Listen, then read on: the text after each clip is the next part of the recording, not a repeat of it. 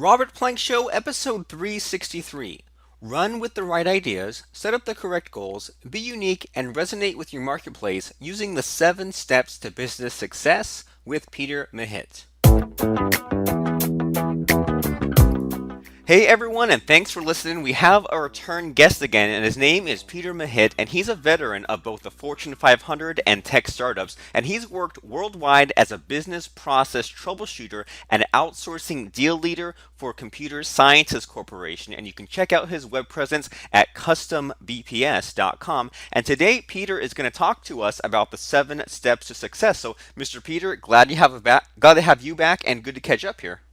Hey, good to catch up with you. It's always an honor to be on the show, and I really appreciate you bringing me back. Thank you so much. You're very welcome, and I know that it's all about the people listening, so I always appreciate you kind of bringing the goods, and so the 7 steps to success. I'm like excited to jump in, and just to make sure that everyone knows that you're the right guy to be listening to. Can you kind of catch us up and let us know, kind of in your own words, like what are you up to these days, and what makes you so dang special? Okay, well, I don't know about the Sojang special part about it, but we'll catch you up. We run a company called Custom Business Planning and Solutions, and what we do is we help people start businesses, help them fix them when they're in trouble, help them fund them, and help them get ready for sale. And if you ever saw that movie Castaway, which was years and years ago, Tom Hanks had the character of the guy who flew in and fixed things when they were broken, and that's what I did for Computer Sciences Corporation. I traveled all over the world fixing companies that had problems, and I got really good at it.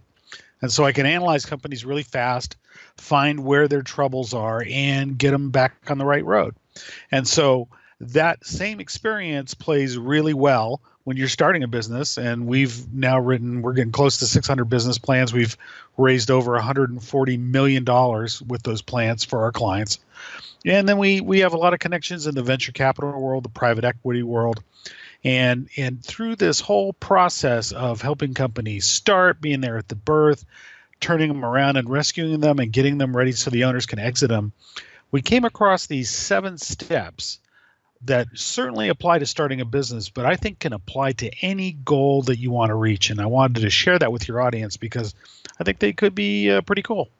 Super cool. I mean, I think so too. And I think that we can all relate to maybe being in a business that maybe has been running a certain way just because that's the things always have been done, or a business where, certain things are dragging things down and we need to kind of shake things up or find the low hanging fruit or have that outside kind of person looking at how things will be rejiggered. And I mean, you look at, there's all kinds of, reality shows like the Prophet and Bar Rescue. So I think a lot of people kind of like this idea of someone kind of swooping in and seeing what needs to be changed up and fixing things. So, I mean, it's way better to have something fixed quickly than having sort of a long haul to go back to the upside. So I love this idea, and I also love that you kind of stumbled on these 7 steps by accident, just by kind of looking to get things done, looking to make these businesses some money or get them back on track, as opposed to, like, I don't know, I kind of tune out when I hear about people who they kind of done things academically, or they've done all kinds of studying, and I'm thinking like, Hmm. okay, studying is good, but I want to know, like, what happens right there in the trenches. So I like everything about this idea, as well as how this came about. So I mean, if you're ready, you want to just kind of start telling us about these 7 steps? Absolutely. And the thing about it is I don't want to theorize about how to put my hair. If my hair's on fire, I don't want to theorize about how to put it out. I want to know where the extinguisher is, and that's kind of how all of this came to be. So if you want to think about it, and by the way, this doesn't matter whether you're starting toward a new goal, you're starting a new business, or you've got an existing business. This, what I'm about to share with you, is going to work regardless of where you are in that particular journey. And so I'm going to give you the 7 steps, and then I'm going to talk a little bit about each one. And then I'm going to show you why what most people do doesn't work. Okay, so the 7 steps are having an idea. Clearly, you can't go anywhere without having an idea. Being able to visualize that idea, having thoughts about your visualization, taking action based on those thoughts, and then developing methods for how you're going to reach your goal or run your business. And then the last 2 steps are totally outside of your control. Friends and circumstances, because success cannot be demanded. It's a result of friends who bring the circumstances of your success with them. And you earn friends by knowing what you're doing and knowing where you're going. So that's it. So idea, visualization, thought, action, method, friends, and circumstances. Okay, so now let's take the typical person that when they go to start a business, what they do. What they do is they have an idea, and they'll think about it for a little bit. They'll have a rough idea of what's going on with it, and then they'll maybe figure out how much things will cost, and then they'll jump right to wanting to get friends. I mean, that's the whole idea of the Shark Tank and the pitch, right? If I can come up with 10 slides that tell the right story, somebody's going to magically write me a check. It doesn't work that way. I can tell you pretty much every major investment I've ever seen done took place across a coffee table between people who've been talking quite some time about what they were going to do. And so forget what you know from what you've seen from Shark Tank. That's not the real world. The real world is somebody is going to become your friend before they're going to write you a check. And that doesn't mean they're fast friends or they're friends like your social friends, but they're going to believe in what you're doing and they're going to want to be part of it. So it starts with the idea. So clearly, if you have no clue what you want to do in business or no clue for what your goal is, then that's your ground zero. You got to start there. And so our book, Killer Business Plan, which we talked about on your show last time, the first section of that book is about how to pick a business, how to pick something that is going to fit with who you are. Because you've probably heard, Robert, a lot of times about, you got to have passion for something, right? And they go, well, why do you have to have passion for it? Because when things go wrong, you need to have a reason to get up the next day and keep going after it. And if it's just something that's academic again, or something that's somebody else's idea, or you're not really committed to, then you're not gonna go forward with it. So you've got to have an idea that you connect to, that somehow is part of you. I got a really quick story. We had a couple that were going to open up a coffee shop in Idlewild because it was close to their family and their friends. And the more they thought about it, the more they thought, well, this is not what we really want to do. And they took a step back, read the first chapter of the book, and then they came back and now they're buying a guitar store and they're going to become sellers and makers of guitars. Well, why is that? Because the husband, that's what he did for years and years and years before he went to work in a corporate job. And so connecting back to what we're about and connecting back to what we find is important is really, really key. So that's the first thing you got to do is figure out that idea. Awesome. So next step then is visualizing it. And when I mean visualizing it, I don't mean taking a startup canvas and filling out a bunch of bullets and stuff like that. And I don't mean it's a process. Literally, when I work with my clients, if they can do it, because a lot of people can't do it, sit in a chair 15 minutes every day. In the first couple, 3-4 days, don't think about anything. Just get practice sitting in the chair, doing nothing and focusing, because focus is what wins the game, not speed or action. It's focus. So spend that 15 minutes focusing on your business. If you're going to open a restaurant, what does it sound like? What are the smells? Is it a loud place? Is it a quiet place? Is it dark and intimate, or is it bright and well lit with a long table where people are talking back and forth and there's lots of crosstalk? Imagine this, because this is what Starbucks did, right? Starbucks in the beginning had no music. They didn't want to interrupt the sound of the coffee being made, and it had no other things but coffee because they didn't want the smells to confuse the smell of the coffee. And so imagining that, I mean, what do you think is going to happen if you really, really imagine something clearly in your mind? Isn't it going to be easier to figure out how to do it if you spend that time doing it? Of course it is. Yeah, I mean, you'll know if you're on the right track or not, for sure. Exactly. And so then the thing that's going to happen out of the visualization is you're going to start thinking about it. And the thoughts are going to come in the form of questions like, who is my customer? Where should this be sited? How would I get this kind of equipment that I need? And those thoughts lead to actions, which are really the work you do to answer the questions and to deal with the thoughts. Now, it's not you step through these steps one time. As you have these thoughts and as you answer them through action, your visualization is going to change. You might say, I think I wanted this customer, but I really want this other customer. Okay, so it's going to keep feeding on itself, and it's going to get bigger, and it's going to draw energy. And that's the important thing, is it becomes more real to you in your mind. And because it becomes more real to you in your mind, it becomes easier to describe to other people. And that will lead you to the next step, which is the methods. How do I advertise to my client? How do I prepare my product? How do I hire my employees? How do I cite my business? Those are all methods. So now you've got all of those things down to the methods. Okay, so now you're ready to go get friends. Now, what we talked about in the very first example was people get kind of a wild idea, put 10 slides together, say, give me $1 million, I'll figure it out. But which is more likely to succeed? Hey, you know what? I got this really crazy idea and I think it'll figure it out and I think it's going to cost $1 million. Or I know I'm going for a cuss millennial, Generation X audience, mostly female. They're going to live in dense areas, so it's going to be an urban environment. I'm going to need a space that's about 2,000 square feet. I think I'm going to need about 15 employees. The whole thing I figured out is probably going to cost me about $1.5 million to start up and another 500,000 until I get to break even. And by the way, I have all of these documents like a financial plan, like my marketing plan, like my logo, like all these things with me. Which one of those two pitches do you think is going to work? The one that's done the research and the due diligence. Right, because people follow people who know where they're going and they know what they're doing. There's a guy named Bill Bartman who's been a billionaire twice, lost his money twice, and rebuilt his life. And when he had his first company, he applied for 115 business loans, none of them less than $1 million. And he got every single one of them. And the reason that he got every single one of those loans was when he submitted his loan package, he also submitted a business plan. He also submitted all of his process diagrams that show how the business ran.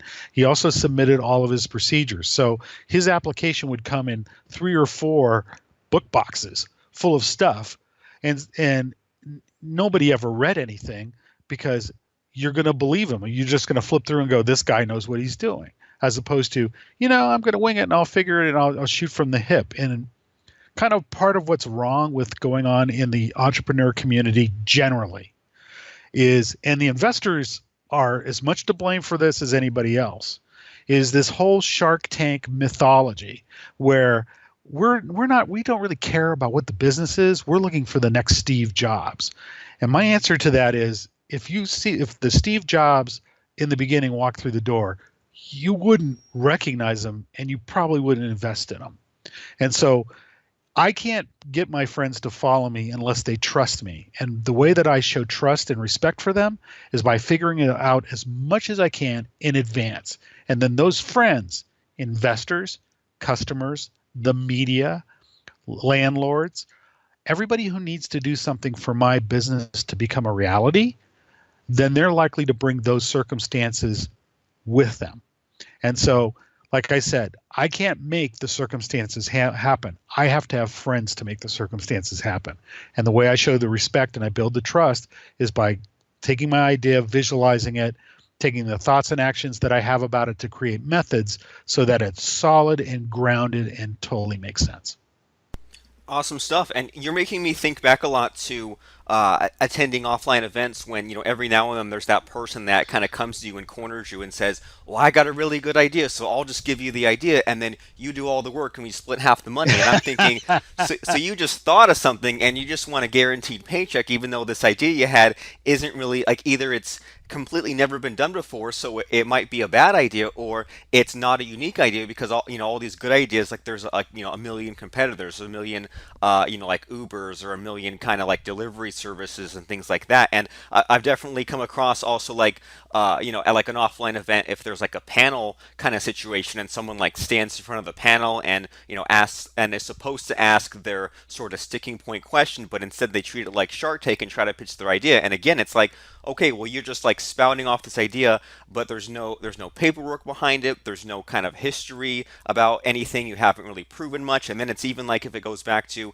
like you said, some people say, well, I'm the next Steve Jobs or whatever. It's like, well, then even then, like what kind of track record is there to show that you've had these past successes or like these contacts or connections or whatever. So you're definitely making a lot of sense here. Where, like you said, a lot of people they jump from step number one, the idea, to step number six, friends, without actually having fleshed anything out. And to be on the receiving, and I think to be on the giving end of that, I can tell a lot of people are kind of bewildered when, I don't really want to hear their idea, but on the receiving end, I'm thinking like, well, Yes. you want me to either be like, either you want to leech off me, or you want me to be your guinea pig, and you want me to spend a year or two of trying these things out on myself just based on your idea, and you do nothing. And it seems like a very sort of like out of balance relationship. So I can definitely see how, by people going from the idea to the visualization to the thoughts, and then I'm breaking that down even further into like actions and methods,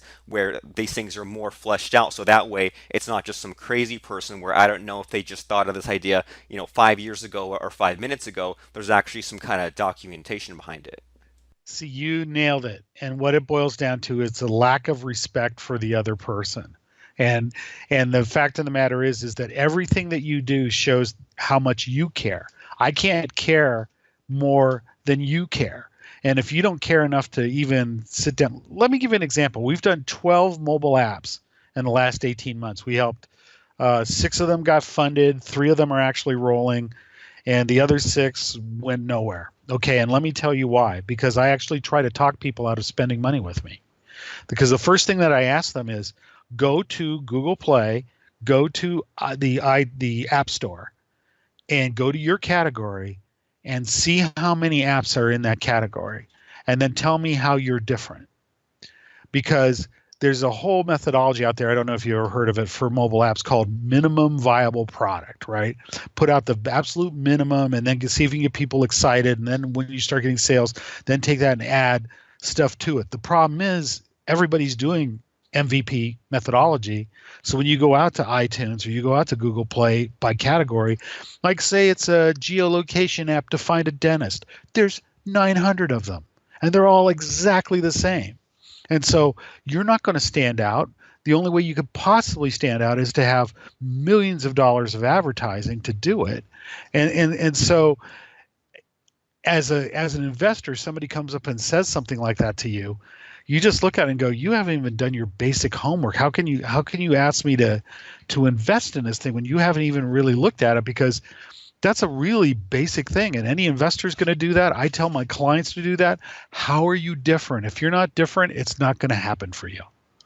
So would you say that if people are kind of having trouble getting attention or getting funded or getting people or whatever the kind of the missing piece is, do you think it's a good idea for people to actually like put some skin in the game and put some of their money in and get like a prototype or get that app in there and submit it in the app store and try to make it unique out of the gate so that way they have something to show for their efforts? Or like, what would be like an easy solution for some of these people who are having trouble with getting what they need? People in that space, the first thing that I want them to do is go identify their customer for me. Who is it that they're serving? Too many people in the app world look at this thing from a standpoint of features. Look how many features it has. Look how great the features are. Wow, look all this great stuff it can do. Wow, it's so pretty. No, nobody cares. What they care is they're in one state and they want to be transformed into another state. And you've got to describe that so that the customer can see themselves in your marketing enough to want to download your stuff or buy your product. And so few people spend time thinking about their customer, thinking about what the customer wants or needs. In the old days, they used to call what's their pain? How do you solve their pain, right? Nowadays, it's not always about pain. How do you make them happy? How do you give them a fun time? Whatever it is, but it's got to be something significant. And so I always tell clients to start there.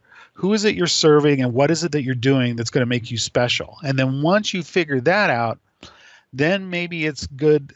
You're good enough to get wireframes or to get initial prototype put together, so that you can take it out and try to do that. But I would say is you can figure out all the way through the first 5 steps without having a prototype in hand. You really can.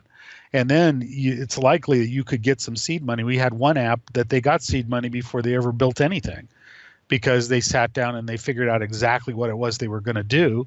And when they went to their investors, which was friends and family and related people to friends and family that put up the first raise, and they explained it to them, everybody got it clearly what it was going to be, and they put money in it. But if you're stalled, you might need a prototype. But before you spend money on a prototype, because coding, unless you're doing it yourself or you're going to some code jam or something, coding is expensive.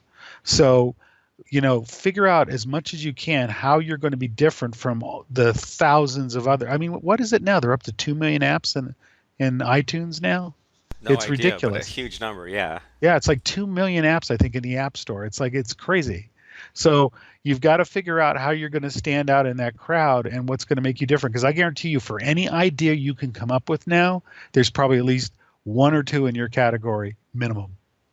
Yeah, and by you sort of breaking it down, especially with these two ideas that we had in the last few minutes, that number one, kind of find your uniqueness, and then also focus on what's the customer pain. You're making me think back to like it used to be maybe like years and years ago when I would kind of look at competitors and kind of look at what their offers were and their sales letters and figure out how I could compete. It used to be I would look at like the mechanics of their webpage and say like, oh well, Hmm. if I were to do this, I like rearrange these pieces. But it seems like these last couple of years, I've been looking at more of like a holistic, like 100,000 foot view. And like when I look at, if I'm looking to like sell a new course or make a new plugin or something, I look at all these existing solutions, and usually the thing that's really been striking me is that a lot of these people geek out on like the terms or like the numbers or the jargon, or they're talking about gigabytes, they're talking about all these fancy things about themselves. But then I'm looking at it and saying,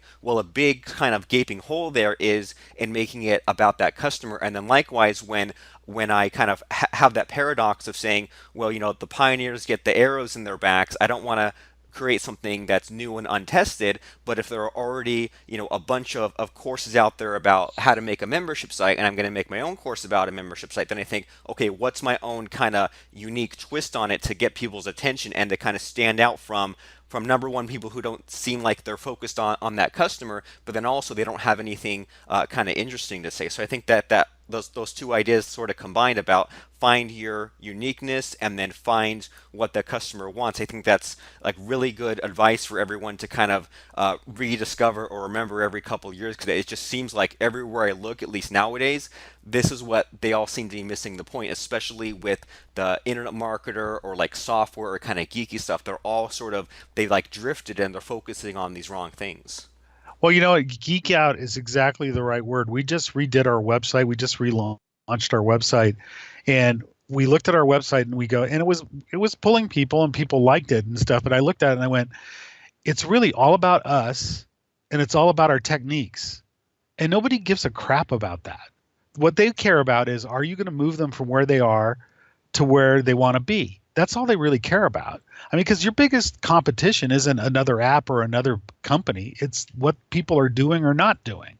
And so we rewrote the site, and it was the hardest thing we've ever done, my partner and I, because all the language, every paragraph, we rewrote at least 3 or 4 times because we wanted it to be about what's going on in their head, instead of us saying, well, we're so great and we know how to do this and we've done all these millions of things and we're so special.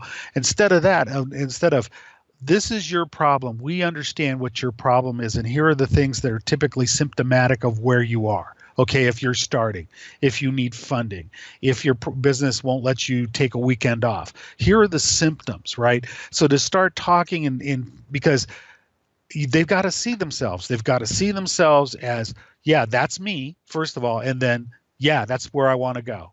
And so then the next part is actually the easiest part, the trust part, because you've already done 80% of the lifting by identifying where they are and where they want to be. If you can calibrate those two things correctly, then you're gonna be 80% toward trust, because they're gonna feel like they were listened to even though they read something on a web page. And it's really weird how that works, because it's counterintuitive. We don't want to narrow our audience down. We don't want to narrow who we're trying to speak to down. But we cannot be effective until we have a core of people who will follow us no matter what we do, because we were able to solve a big problem for them. And I think you nailed it, the geeking out, because we live there. We did it. We did it 3 or 4 websites worth of it. Right, and it's tempting. It's like if we ourselves put in all this sweat equity or all these years trying to get it right, for some reason we kind of think that okay, well now I'm owed, right? Because I suffered for 5 or 10 years. Now I need to get some credit That's for that, right? Now payback's due, and it's like, well, you're not really owed anything. I mean, you could spend 5, 10 years working on the wrong thing, and the universe or your customers or the internet, they don't know you anything. And so what I'm kind of sort of like the undercurrent, I guess, of what I'm hearing is, so like to recap, like those steps are: step one, idea; step two, visualize; step three, thoughts; step four, action; step five, methods; step six, friends; step seven, circumstances. But kind of the undercurrent of what I'm hearing these last couple of case studies that you mentioned is that people want to skip from number one, idea, to number five, methods. And so by doing that, that seems like a recipe for kind of spinning your wheels a lot and putting in a lot of this time and effort on things that don't really matter. I mean, what does it matter if you spent 10 hours getting the wording just right, and if it was the wrong thing, but then you spent 1 hour going back and making sure that your web page aligns with the customer, or that the app you're making is something that people really want, or if the book you're writing is something that the marketplace actually wants. It's like the amount of time or the amount of energy or how many times you fail doesn't really matter, but it matters if you actually kind of go through these steps and actually do the things that matter, as opposed to filling that time. That's what I'm hearing a lot, is a lot of people are kind of impatient and they want to just skip to taking some action without actually thinking through, what are they building towards, why are they doing this, and then who are they serving. And just by kind of skipping ahead and taking some action seems like a really easy recipe for doing a lot of work that doesn't pay off. well, think about. I mean, look, we live in a society that gives people ADHD. All right. I mean, everything is like, for when they shoot a music video, right? It costs $5 million to shoot a music video because it has as many cuts as a motion picture, and they're only 2 and 3 second long cuts. We live in an environment that is all about do things faster, do things faster, do things quicker, do them simpler, and that's where all of this stuff that's come out of these incubators as startup canvas and stuff like that is supposed to shortcut all those corners. But if you think back to the really great people like Nikola Tesla. Okay, there's nobody that's going to argue that Nikola Tesla is one of the greatest minds that has ever lived. And he would never start on anything until he had fully visualized it. He goes, I know I will not fail because I've thought of every possible way that I could fail. Edison's another case. Steve Jobs is another case of people who spent a lot of time in visualization and a lot of time in thinking things through, because you're correct. People will either want to jump from the idea to the thought to the friends, or from the idea to the method to the friends, without thinking about what they're doing and really getting into it. So you've absolutely nailed it. The undercurrent is we live in a go, go, go, go society.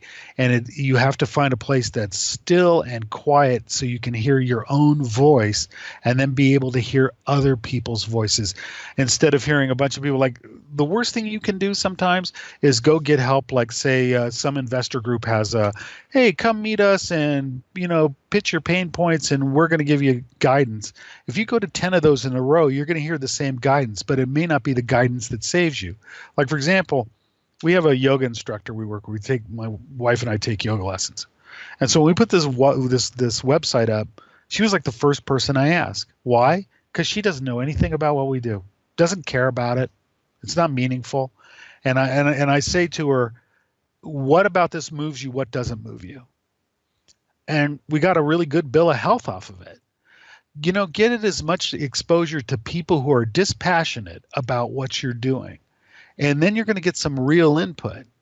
It's one thing for your friends to tell you, hey, tweak this and tweak that and tweak this, or somebody that you don't know or doesn't know your business go, I don't understand a single thing you're saying here. That's really more powerful, because now you're going, wow, not only am I not in the neighborhood, I'm not even in the same state. I've got to figure out what I'm doing here. And so get input, but don't get input from all the usual suspects. Get input from people that you might think, why would I care what my yoga instructor thought about it? It turns out she had some of the best commentary we got when we were retooling our site. Really good advice there, and that reminds me of times when, like, when Steve Jobs was alive and when he was at his peak, and there were all these comparisons made between the way that Steve Jobs spoke versus the way that Bill Gates spoke. At the time, Bill Gates threw out a bunch of complex words and a bunch of jargon, and it was missing the mark. Whereas Steve Jobs made things simple. And there's all kinds of countless examples of in some political race, like one candidate would win, even though that candidate wasn't really all that impressive in comparison, but because that one candidate was more relatable and actually talked about things that mattered, and the other candidate could have put in a bunch of money or put in a bunch of effort, but if you kind of miss the mark, then you miss the mark. And it seems like that kind of sort of going off half cocked and going down the wrong path, it sounds really scary for me, because then you end up in sort of like a sunk cost fallacy land, where next thing you know, you've been doing this for 5 years, well, can't stop now, or put 50 grand in it, can't stop now. So really good advice there of kind of making it accessible to everyone, running it by the man, woman on the street, kind of thinking about things in mass market terms. That way you don't end up on the wrong path, or you don't end up wasting a bunch of time on the wrong thing. Yeah, it's Apple. All you need to know about Apple is when they launched the iPod. When they launched the iPod, what were the ads? A bunch of bright colors and dancing silhouettes of really cool people. Who doesn't want to be with the cool kids, right? It's really simple stuff, but we just make it harder. And Bill Gates, yeah, he just talks about, so many rambus and gigabytes, and who cares? I want to be with the cool kids. And an acquaintance who has been 10 years in a startup, cannot break through. And he's been in this startup so long now that his advantage is wearing away. Other apps and other things are taking his advantage away. But it's the sunk cost thing. That's right. It's like if I put one more quarter in the slot machine, it's going to hit. Just one more quarter. No. You might be at a slot machine that takes all your freaking quarters and your gas money and your house payment. Sometimes you've got to part of doing this exercise, part of doing the 7 steps is to know when you got a bad idea.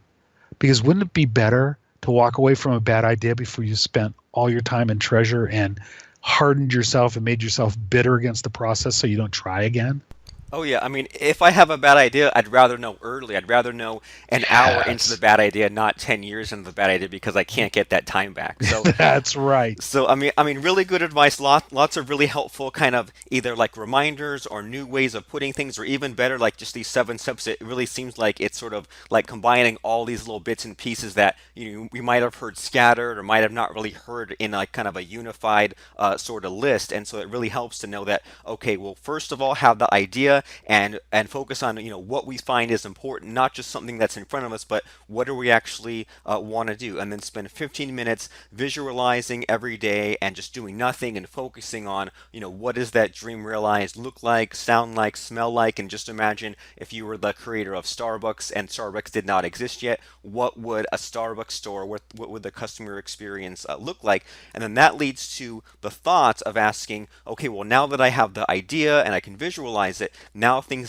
questions start to take shape as far as what's my customer, what kind of actions do I need to take, and then that leads to your actions, where you can make it easier and easier to describe to others. And now that you have the idea, you visualized it, you have the thoughts, now you're figuring out an easy way to figure out what steps it takes, or how do other people understand it. And then that breaks down into the methods, where now you're hiring employees or doing those things that kind of get the ball rolling. And then that leads to your friends that will either give you feedback or give you investing, and then, or like whatever that circle of people, and then those circumstances. So those 7 steps of success. And so since we've listed them out here, is there any kind of like a resource or like a next step for people to go and like, is this in a book or in kind of a product or some kind of your thing? Is there basically a place where people can dig deep about these 7 steps? I guess I'm asking. Well, okay. They can go to our website, which is www.custombps.com, and there is a page on there called the 7 steps, which goes into more detail about it. We're working on a book, not done yet, but it is the basis of how we actually do business with our customers, regardless of what it is that they're trying to do. And so the next step, but I will refer you to something. These are not totally original. there is a book called The Master Key. And the master key is important because the secret came out of the master key. And the problem with the secret is the secret left out the part where you actually have to do the work. You just kind of hope for it, pray for it, attract it to yourself, and it comes.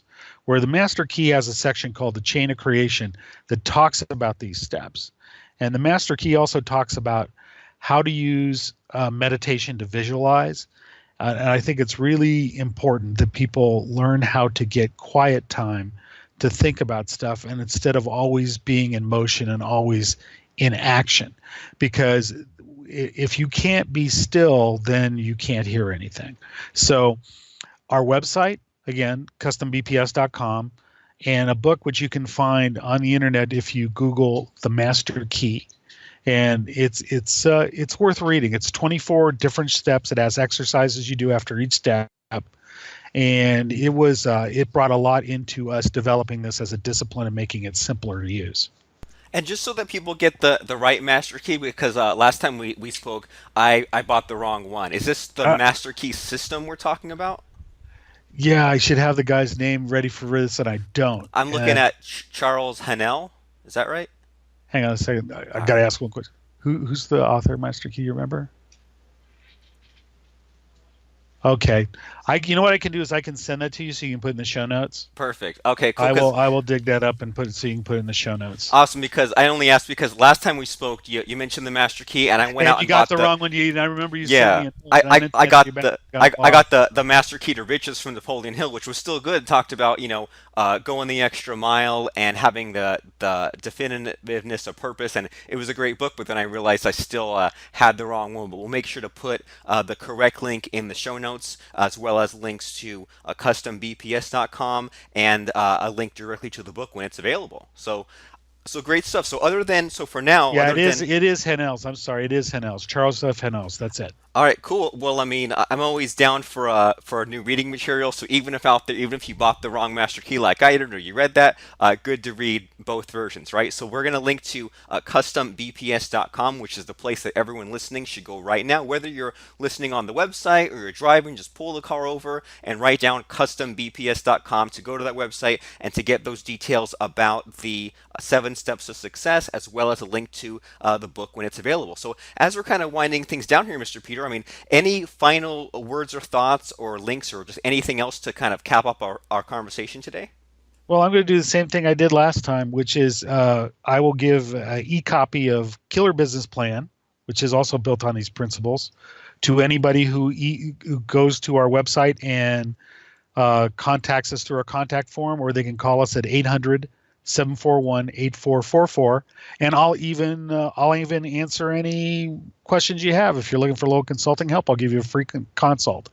But I love what you do here, Robert. I think it's fabulous, and it's wonderful to be a part of it again. And thank you so much for having me back.